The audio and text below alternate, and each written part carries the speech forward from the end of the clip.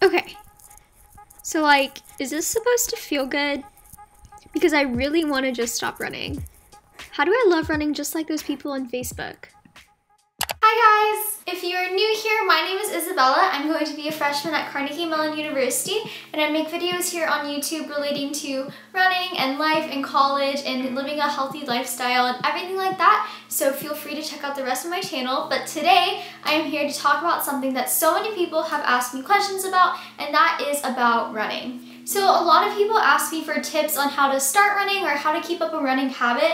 And if you don't know yet, I'm a really big runner. I ran cross country all throughout high school, all 4 years. I've run 5 half marathons. I've done a ton of 5Ks and 10Ks.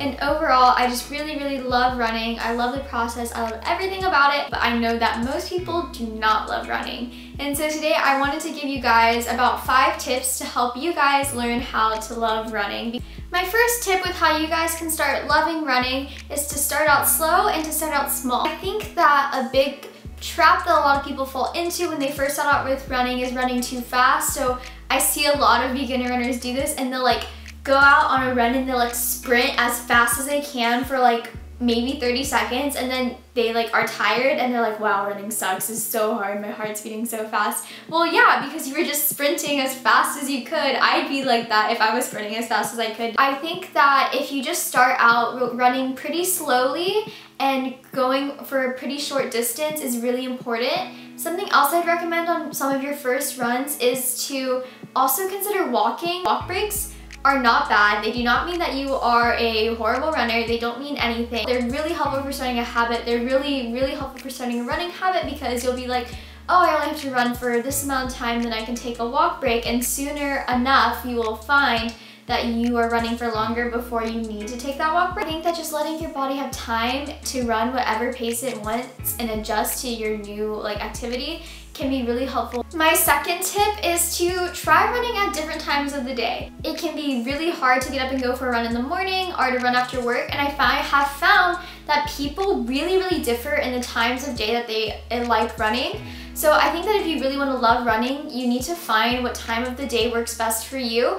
I don't like running in the afternoon. Like, I love to run. I don't like running after I work or school because I'm so tired. It's so hot outside because I live in Texas and it feels horrible. And I love running in the mornings. I feel so much better. I feel like it sets the mood for my day. I get to have some quiet time before the whole city wakes up. That sounds really poetic. It's not. I really love running in the mornings. Now, on the other hand, my dad, who also is a big runner, loves to run in the evening times, and he doesn't really like running in the morning because he doesn't like waking up early and things like that. Experiment with times of the day to work best for you. My third tip is also something that I see a lot of people falling into, and that is when they run, they always run with music. I actually don't like running with music either. I love music. I listen to a ridiculous amount of music. It's kind of absurd, but I don't really like running with music. So maybe try running with different things, and my biggest recommendations are either to run with podcasts or with friends. They're very similar because when you're with your friends, you can talk. I know that some of you, when you're watching this, you're like, I could not talk when I run. That's because you're running too fast. I love running with my friends. It's so much easier. The miles go by so much faster.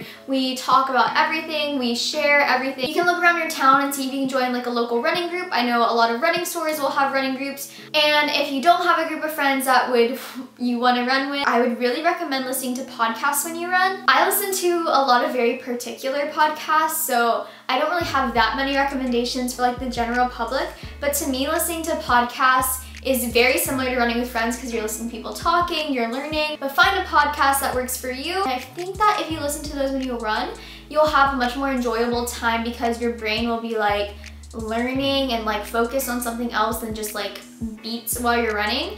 And I think that can be a really enjoyable experience as well, and a lot more fun than just listening just to rap music when you run, because then it feels like a different type of workout and it's not as wholesome. My fourth tip is for people who have no problem starting running, and they'll start a little running kick, but then they have problems sticking with it later, and that is to sign up for a race. There is something about when people put their money in things, they're more likely to do it, But also the experience of doing a race is really beneficial for some people. I know a lot of people are very competitive and they kind of need that competitive side for them to enjoy something, and they enjoy the competition of it. So if you're one of those super competitive people, I think that signing up for a race can be something really, really helpful to help you love running, because you'll love the competitive aspect of running.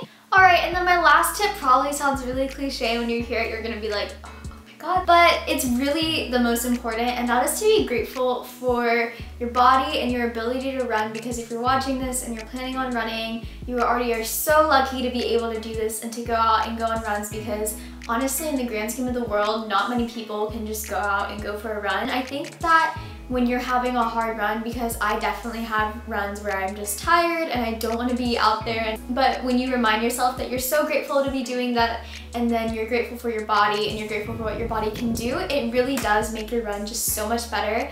And it really just like brightens up your day, brightens up your run, brightens up your mood. One time I read somewhere that gratefulness is the only feeling you can make yourself feel, like you can force yourself to feel. So if you're having a really bad run or you're feeling really unmotivated, I think that if you force yourself to be grateful for what your body can do and for everything you have, you'll feel a lot better going out on a run, and it will just make your run a million times better. So I hope you guys enjoyed this video and you found something in it to help you start a running habit. Be sure to check out my vlog channel. I always vlog right before my runs, because I typically run in the morning like I said, and I typically will vlog my runs into there, so you can check me out at More Isabella Fonts. Also, you can follow me on Instagram and go through my old cross-country pictures. Those are lots of the gems that you will find on there. It's at isabella.fonts. And other than that, thank you so much for watching this video. Be sure to give it a thumbs up and subscribe to my channel if you haven't already, and I will see you guys in my next video.